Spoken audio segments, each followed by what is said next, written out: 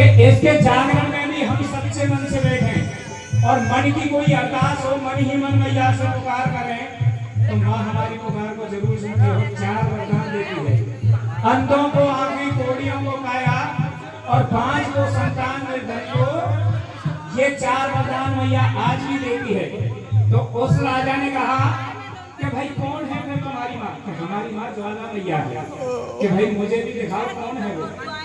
अब उस राजा को ले करके ले गए, ज्वाला मैया के सामने खड़ा किया और वो भक्त कहने लगे कि यही है हमारी ज्वाला माँ। कि भाई ये सच्ची है? कि हाँ सच्ची है। कि अगर ये सच्ची है तो मैं भी पूजूंगा, अगर झूठी हुई तो फिर क्या होगा? तो उन भक्तों ने कहा कि अगर झूठी हुई तो जो तुम चाहोगे हमारे साथ करना। तो उस राजा ने कहा कि अगर ये सच्ची है तो मैं भी पूजूंगा, और अगर ये झूठी निकली तो इन सबको कोलू में, इन सबको। प्रताप भैया भी है। हाँ भाई तैयार है? हाँ तीनों ने बुलवा दे वो छोड़ के। हाँ मैं भी चलूंगा तुम्हारे साथ, क्योंकि वहां भी कीर्तन होगा ना, वहां जरूरत पड़ेगी। तो उन भक्तों ने कहा कि राजा साहब हमें मंजूर है, हमें मंजूर है। तो उस राजा ने 7 लोहे के तय बनवाए। कितने भाई साहब?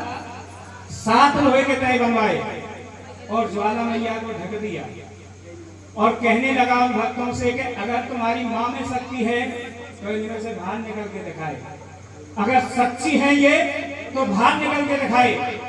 तो उन भक्तों ने मैया से मन ही मन पुकार करी कि माँ तुम दुखियों के दुख दूर करती हो, सबकी विनती सुनती हो, हमारी भी सुन लेना, क्योंकि हमारी लाज गई तो तेरी गई और हमारी जान गई तो तुम्हें कोई नहीं पूजेगा।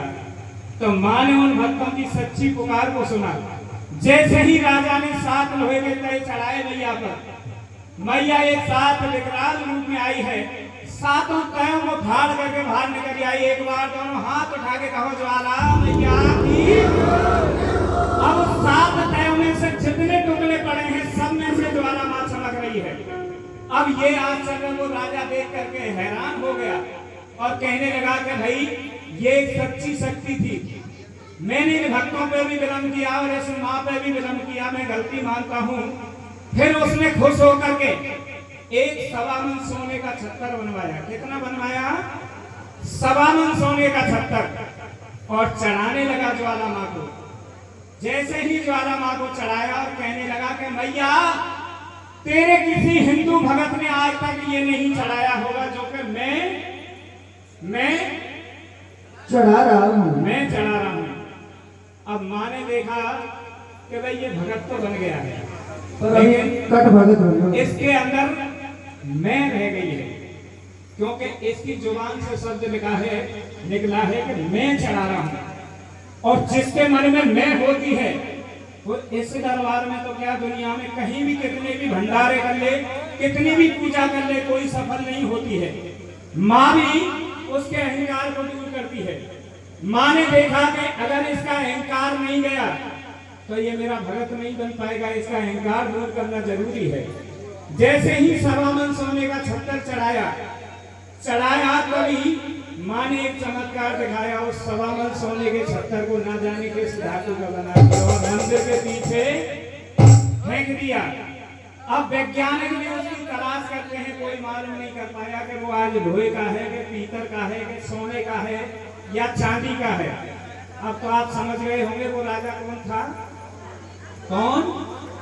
अकबर। यही तो बात सुनने की होती है और यही ध्यान रखनी चाहिए। एक बार दोनों हाथ उठा के कहो ज्वाला मैया की।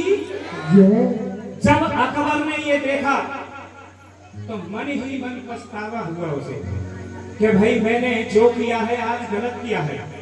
मैं आज से इसके पूजा में या इसके दरबार में दंडवत प्रणाम करता हूँ और आज के बाद मैं भी पूजूंगा। उसी दिन उसने जयकारा लगाया था, बोलो साचे दरबार की। अब कौन ने लगाया जयकारा? अकबर ने। समझ में आ गई नहीं आई? सबकी में इनकी में आई होगी क्योंकि वो बतरा में लग रही है। भैया समझ में आई? कौन ने लगाया जयकारा? अकबर ने उठाओ दोनों हाथ एक बार। अब जिनको समझ में आया है दोनों हाथ उठाइए और मिलके कहिए, अकबर ने बोलो जे है गारो तेरी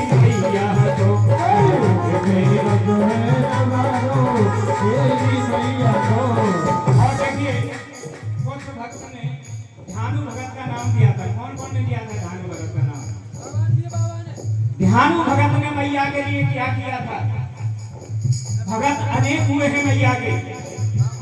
एक बार ध्यानु भगत के मन में आया कि भाई मैं मैया के दरबार जाऊं। कहां जाऊं? सोने जाऊं, है ना? अब ध्यानु भगत हर बार मन में भाव रखते थे कि मैं मैया के दर्शन करने जाऊंगा, मैया को पूछ के आऊंगा। लेकिन धन के पास उनके पास धन नहीं था, बहुत गरीब थे। इतने गरीब थे कि मैया के दरबार जाने के लिए भी उनके पास किराया नहीं था। जाति से सेठ थे लेकिन धन नहीं था। अब वो मैया से मन ही मन पुकार करते थे कि माँ मेरी पुकार सुन लो, मैं तुम्हारे दरबार आना चाहता हूँ, मुझे एक बार दरबार बुला लो। मैया ने कृपा करी, ध्यानु भगत मैया के दरबार में पहुंच गए। और ध्यानु भगत ने जैसे ही मैया के दर्शन किए तो माँ से कहने लगे कि माँ मैं तो इतना गरीब होकर के तेरे दरबार में नहीं आ पाया, लेकिन मुझसे भी ज्यादा गरीब और भी भरे हुए हैं, मुझसे भी ज्यादा गरीब और भरे हुए हैं। वो भी बेचारे रोज सोचते होंगे तेरे दरबार नहीं आ पाते होंगे। इसलिए मेरी एक इच्छा है कि मैं तुम्हें अपने साथ ले चलना चाहता हूँ। तुम मेरे साथ चलो, मैं तुम्हारा एक मंदिर आगरा में बनवा दूंगा। आगरा में तुम्हारा मंदिर बनवा दूंगा, वहीं भक्त दर्शन करने आ जाया करेंगे। तो माँ ने मना कर दिया कि मैं किसी के साथ नहीं जाता हूँ, जिसे मेरा दर्शन करना होता है वो मेरे दरबार में आता है। तो ध्यानु भगत ने कहा कि मैया अगर तुम मेरे साथ नहीं चलोगी तो मैं तेरे भवन में ही जान दे दूंगा। तो मैया ने कहा कि बेटा चाहे तुम कुछ भी कर, मैं तेरे साथ नहीं जाऊंगी। तो ध्यानु भगत को कुछ नहीं सूझा, मैया के खड़क को उठाया और अपनी गर्दन को काटा, मैया के भवन में चढ़ा दिया। तो मैया ने देखा, कहने लगी माँ के भाई जी मेरा भगत है और जे मेरी भवन में अपनी जान दे देगा तो मुझे कोई नहीं पूछेगा। इसलिए मैया ने उसके सर को उठाया, उसके धड़ पे जोड़ा, गंगा जल के छींटे मारे, उसे जीवित कर दिया। फिर ध्यानु खड़ा हुआ और फिर वही कहने लगा कि माँ मेरी अपनी वही जिद है, मैं तुम्हें अपने साथ ले जाना चाहता हूँ। तो माँ ने कहा कि बेटा चाहे तू एक बार कहे चाहे 100 बार कहे, मैं किसी के साथ नहीं जाती। तो ध्यानु ने फिर अपने शीश को काटा और फिर मैया को कई बार चढ़ा दिया, 2 बार। ऐसे ही ध्यानु ने अपने 7 बार अपने शीश को काटा है और 7 बार इस मैया को चढ़ाया है। 7 बार मैया ने ध्यानु को जीवित कर दिया। जब 7 बार जीवित कर दिया तो माँ कहने लगी कि बेटा मैं तेरी भक्ति से प्रसन्न होऊंगा, मैं खुश हूँ कि तू मेरा सच्चा भक्त है। मैं तुझे वरदान देती हूँ, तू मुझे लेने आया है तो मैं तेरे साथ चलने को तैयार हूँ, लेकिन तेरी मेरी एक शर्त है। क्या है? तेरी मेरी एक शर्त है कि तू आगे आगे चलेगा और मैं तेरे पीछे पीछे चलूंगी। और यहाँ तूने मुझे मुड़ के देख लिया, मैं वहां से आगे नहीं जाऊंगी। ध्यानु बोला माँ मुझे मंजूर है, माँ मुझे मंजूर है, लेकिन मुझे एक बात बता, तू कह रही है कि तू आगे आगे चलेगा और मैं तेरे पीछे पीछे चलूंगी और मैं तुझे मुड़ के भी नहीं देखूंगा, तो मुझे कैसे मालूम पड़ेगा कि तू मेरे पीछे आ रही है, तू मेरे पीछे आ रही है। तो माँ ने कहा कि बेटा मेरे पैरों में जो पायल है इसकी आवाज तेरे कान में आती रहेगी, और जहां तक तेरे कान में मेरी आवाज आती रहे पायल की, तू समझते रहना कि माँ तेरे पीछे आ रही है। इसलिए एक बार ध्यानु भगत के लिए भी दोनों हाथ उठा लो। अब ध्यानु आगे आगे चल रहे हैं और मैया पीछे चली आ रही है और ध्यानु भी गाते आ रहे हैं क्या? अम्बे है मेरी माँ, दुर्गे है मेरी माँ, अम्बे है मेरी माँ, दुर्गे है मेरी माँ, अम्बे है मेरी माँ, दुर्गे है मेरी माँ, अम्बे है मेरी माँ, दुर्गे है मेरी माँ। अब ध्यानु गाते आ रहे हैं और मैया पीछे पीछे चली आ रही है। ध्यानु सोच रहे हैं कि मैया मेरे पीछे आ रही है। चलते चलते चलते चलते जब काफी समय हुआ तो तो मैया ने सोचा कि अब इसको थोड़ा सा परख लिया जाए कि वही भगत है या बदल गया है, क्योंकि आजकल हम तुम बदल बहुत जल्दी जाते हैं। इंसान की फितरत है कि थोड़ा सा धन मिल जाए, भगत जी बदल गए सो गए, कि इंसान को थोड़ा सा धन मिल जाए तो बहुत जल्दी बदल जाता है। इंसान को कोई पदवी मिल जाए तो बहुत जल्दी बदल जाता है। कोई मंत्री का संग मिल जाए तो जल्दी बदल जाता है। ऐसे ही मैया सोचने लगी कि ध्यानु को कहीं ये काट नहीं हो गया कि मैं मैया को लेके आ रहा हूँ, कहीं बदल गया हो। तो मैया ने अपने पैरों की पायल की आवाज को बिल्कुल कम कर दिया, एक साथ गुम कर दिया। अब ध्यानु गाते आ रहे हैं, लेकिन भोले भोले गा रहे हैं, मैया के पायल की आवाज को सुन रहे हैं। अंधेरे मेरी माँ,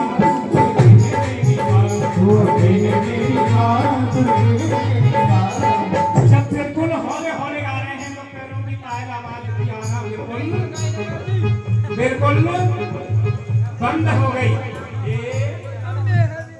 जब पैरों की पायल की आवाज बिल्कुल आना बंद हो गई तो ध्यान का धीरज टूट गया और ध्यानु कहने लगा कि भाई माँ अब तक तो मेरे साथ आ रही थी, लेकिन अब नहीं है माँ मेरे साथ, क्योंकि पैरों की पायल की आवाज अभी आ रही है थोड़ी थोड़ी।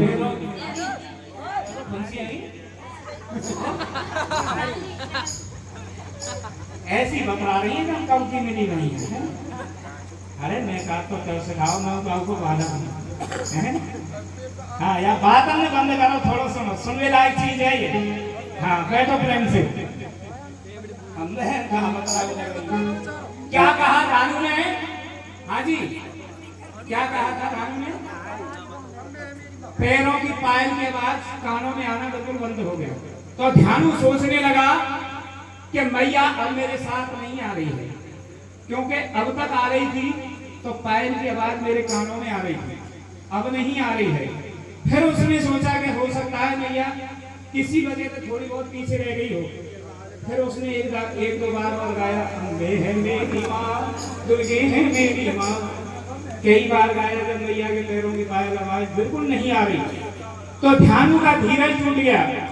और ध्यानु ने जैसे ही पीछे मुड़ के देखा है मैया को, वो जगह कहाँ है आप जानते हो? जानते हैं या नहीं जानते हैं? अच्छा यहाँ कोसी से कौन कौन है? कोसी से कौन कौन है? आप कोसी से हैं तो आपको तो पता होना चाहिए कहाँ है मैया। कौन सी जगह थी वो जो यहाँ ध्यानु ने मुड़ के देखा था मैया को? क्योंकि वो जगह हमारे ब्रज में ही है। और इस नगर कोटवाली मैया के हमारे ब्रज में 4 जगह स्थान हैं, 4 जगह हैं। हम लोग बस पूरी रात जागरण में रामपुरिया में बैठ के रह जाते हैं, इन चीजों को सोच नहीं पाते, समझ नहीं पाते हैं कि कहाँ कहाँ है। अब इन चीजों चारों को बताऊं तो बहुत टाइम हो जाएगा, लेकिन 2 जगह बता रहा हूँ कि जैसे ही ध्यानु ने मैया को पीछे मुड़ के देखा, वो जगह थी सेंद्री। एक बार दोनों हाथ उठा के कहो सेंद्री वाली मैया की।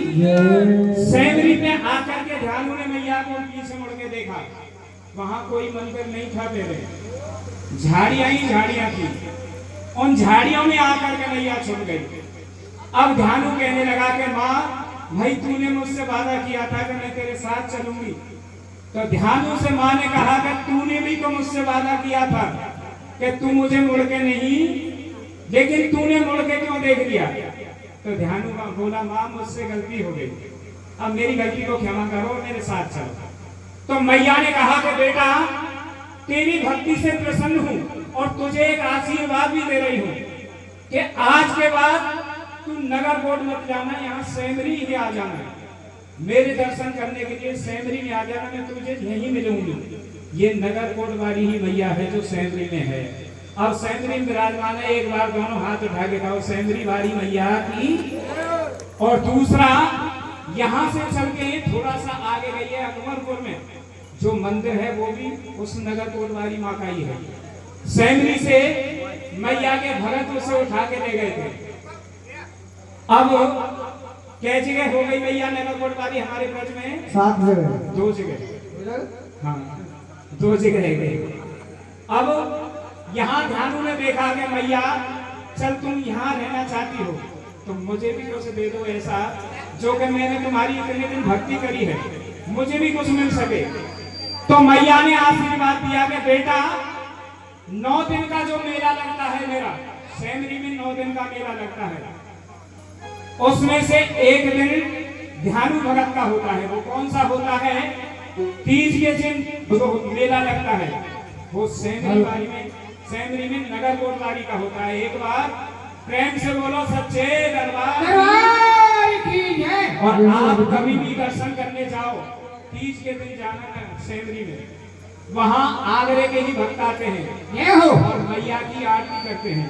ऊपर कपड़ा लगा लेते हैं, नीचे आरती करते हैं। वो कपड़ा में से लौ बाहर निकल जाती है लेकिन वो कपड़ा चलता नहीं है। ये ध्यानु भगत को आशीर्वाद मिला था जो कि ध्यानु ने शीश काट करके मैया की अरदास करी थी और राजा अकबर ने मैया को छप्पर चढ़ा कर एक अरदास करी थी। क्योंकि ये एक अरदास होती है मैया के चरणों में और ना जाने कितने भक्तों ने अरदास करी है। राजा हरिश्चंद्र ने अरदास करी थी अपने बेटे के लिए, ध्यानु भगत ने करी थी और तारा रानी ने करी थी। अब यहाँ एक अरदास की बारी आती है क्योंकि अरदास जिन भक्तों के खजाने से इस मैया के दरबार में पहुंच जाती है ये माँ उसको एक वरदान देती है। आप लोग अरदास कराना चाहोगे मैया की? हमारे भैया की सबसे पहली अरदास होगी क्योंकि जागरण आपने कराया है और ये अरदास हम अपनी नेक कमाई से कराते हैं। ज्वाला माँ के चरणों में अपने परिवार की सुख शांति के लिए कराते हैं। जो कराते हैं अरदास उनके घर में सदा खुशहाली बनी रहती है। तो आइए एक प्यारी सी अरदास माँ भगवती के चरणों में कहा है कि तेरी ज्योति के परिवार में मैया तेरी राह गुजर करते, जब सारा जमाना सोता है माँ हम तुमको पुकारा करते। हाँ जी, समझ में आ रही है अरदास के लिए बोल रहा हूँ। अरदास का मतलब क्या होता है? नहीं आई समझ में? अपनी नेक कमाई से हम मैया के चरणों में दान करते हैं कि माँ हमारा परिवार सदा खुशी रहे। तो आप सबसे पहली अरदास आपकी होगी क्योंकि ये जागरण आपने कराया है। कितने की बोल दूँ आपकी? उसके बाद जो भी भक्त अपने परिवार की सुख शांति के लिए अरदास कराना चाहते हो कहीं भी जागरण में जाओ आप, क्योंकि ये जो अरदास होती है कभी हमारी व्यर्थ नहीं जाती है। ये मैया ना जाने हमको कितना गुना वापस कर देती है। ये अरदास आप जरूर कराना, कहीं भी जाओ जागरण में। आपकी औकात माने 1 रुपए की दी है तो 1 की कराना, 1 लाख की औकात दी है तो 1 लाख की कराना, क्योंकि जो कराते हैं अरदास मैया करती है उनकी पूरी। एक और 100 करो कम से कम। अरदास वैसे तो 21 से 51 से की होती है लेकिन आप सीधे भक्त हो, कमजोर गरीब भक्त हो, 100 रुपए की करिए। हाँ मिला दो बच्चों। आपके किस नाम से करो? 50 रुपए। 50 नहीं करना नहीं, अरदास उधार नहीं होती अरदास। हाँ आइए 100 रुपए की अरदास हमारे भैया जी की अरदास, परिवार की अरदास, भक्त मैया रानी की अरदास करा रहे हैं और भक्त कह रहे हैं कि मैं अरदास करूंगा जी चाहे कोई अरदास करा ले, और चाहे कोई अरदास करा ले, हर कोई अरदास करा ले। मैं अरदास करूंगा जी चाहे कोई अरदास करा ले, मैं अरदास करूंगा जी, मैं अरदास करूंगा जी चाहे कोई अरदास करा ले, मैं अरदास करूंगा जी 100 रुपया की अरदास। हाँ जी किस नाम से बोलो? दिगंबर जी के नाम से। हाँ देखो परिवार का नाम बताना पड़ता है, ये क्या नाम बोले? दिगंबर जी की ये अरदास मैया बच्चे द्वारे आए तेरी दे सामने लाए मैया जगनायन का ये तो जी जाओ बड़े दे बड़े दे बड़े दे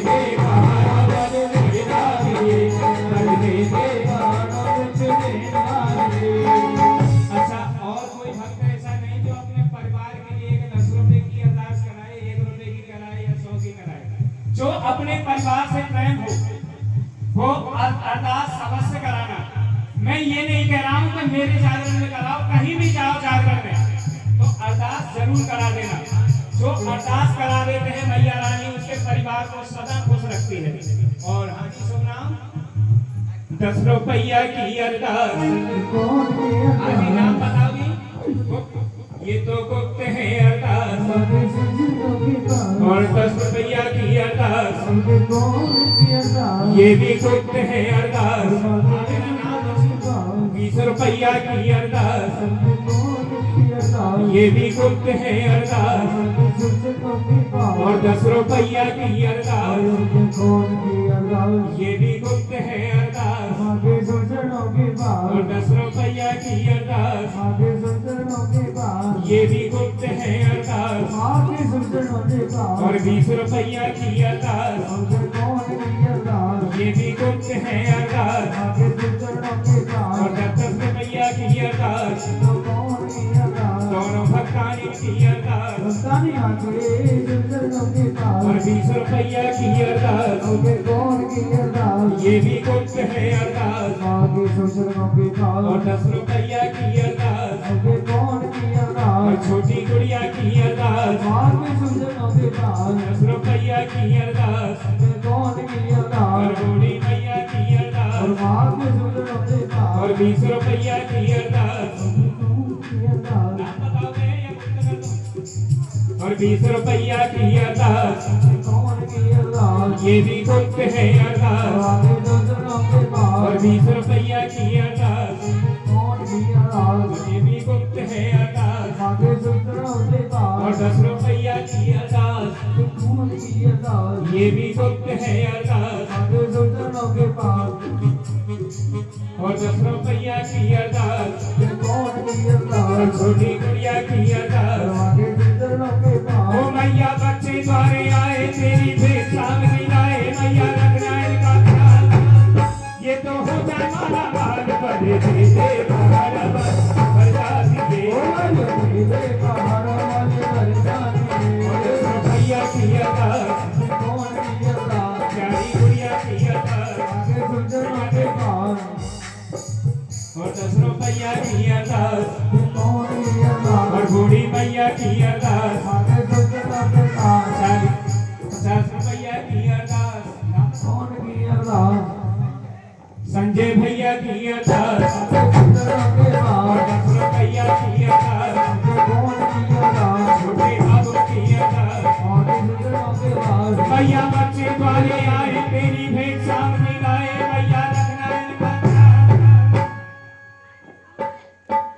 और 10 रुपया की अरदास, की अरदास।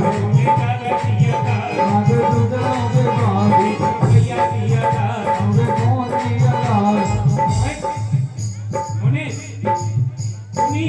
सुनीत दादा की अरदास। भैया बच्चे द्वारे आए तेरी भेंट सामने लाए, भैया रखना इनका ख्याल। ये तो हो जाए माला माल बड़े दे दे पहाड़ वाली बरसाती ये। 50 रुपया की अरदास, ये भी गुप्त है अरदास। और 20 रुपया की अरदास, छोटे दादा की अरदास। और 10 रुपया की अरदास, छोटी गुड़िया की अरदास। अच्छा एक बात बताओ, देखो जागरण तो आप देखते होंगे, खूब देखते होंगे, और ये अरदास भी होती होगी, जागरण में होती होगी ना, हर जगह होती है। किसी ने ये बताया ये अरदास किस लिए कराते हैं हम लोग? बताया किसी ने? ये नहीं बताया। बहन जी किसी ने अरदास का मतलब बताया या नहीं बताया? ये अरदास क्यों कराई जाती है? प्रार्थना, ये तो मैंने बता दिया आपको। देखिए इस अरदास का एक बहुत बड़ा मतलब होता है कि आज से हजारों साल पीछे जाओ, इस मैया का जो जागरण कराते थे तो मैया के दरबार में एक इंसान की भेंट दी जाती थी। इंसान की भेंट से ये मैया खुश होती थी।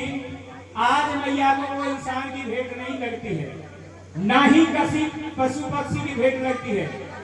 आज जो भेंट लगती है मैया का एक कच्चा नारियल, एक मैया की चुन्नी और एक लौंग का जोड़ा, ये हम साथ में नहीं लेके आते हैं। लेके आते हैं नहीं लाते हैं। हाँ जी, लगा दो चलो, वो बाद में दे दो, बता दो भर्ची से ले लो, खुले ले लो, मैं दिल में जो अरदास लगती है, अभी 1 मिनट बैठ गए, ये जो अरदास लगती है इन्हीं चीजों की लगती है, और जिसकी अरदास ये लग जाती है मैया के चरणों में ये अरदास हो जाती है। आज कोई इंसान की भेंट नहीं लगती है, कोई पशु पक्षी की नहीं लगती है, सिर्फ लांग का जोड़ा और एक चुन्नी मैया की, एक नारियल, इसके बदले में हम अरदास कराते हैं, और जिसके खजाने से ये अरदास हो जाती है मैया उसको आशीर्वाद देती है। अब जिन भक्तों ने अरदास कराई है एक बार दोनों हाथ उठाइए, जिन्होंने कराई है, और मिलके कहना है मैया से, ओ मैया सिंगार तेरा लागे, ओ मैया